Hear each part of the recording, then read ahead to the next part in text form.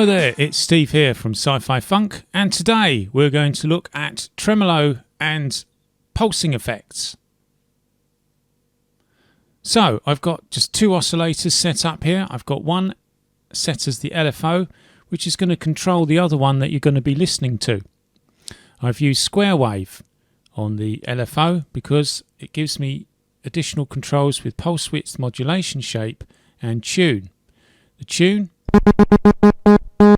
is the speed, and the pulse width modulation shape is how much of the signal it lets through.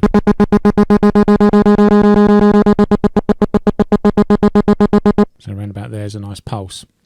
So that's being fed into the pulse width modulation of a square wave here, which is the one that you're listening to. And if I change the tuning and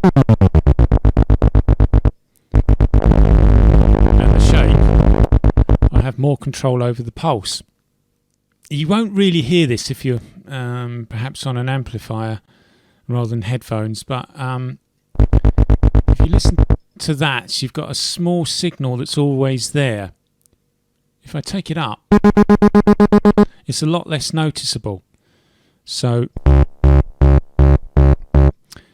that's why I've taken it up, to kind of filter out the high bit. The other way you could do that is you could stick a noise gate on here with a threshold that when it reaches the high sound, the very faint high sound, you don't hear it, so you only hear the low sound, and that way you get a true pulse. There's probably a better way of doing it.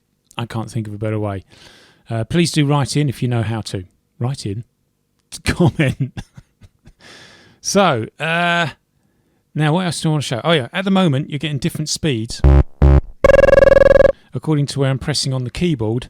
So if you want a static speed, defeat that one by plugging it in and not putting it in anywhere else. Now the tune will affect the speed, but it is quite a bit slower.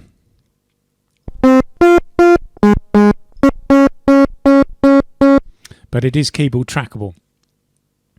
So I've shown you pulse, I've shown you tremolo. There's probably a lot of other ways you can go about doing that. But that's it for today's. I'll see you soon at Sci-Fi Funk.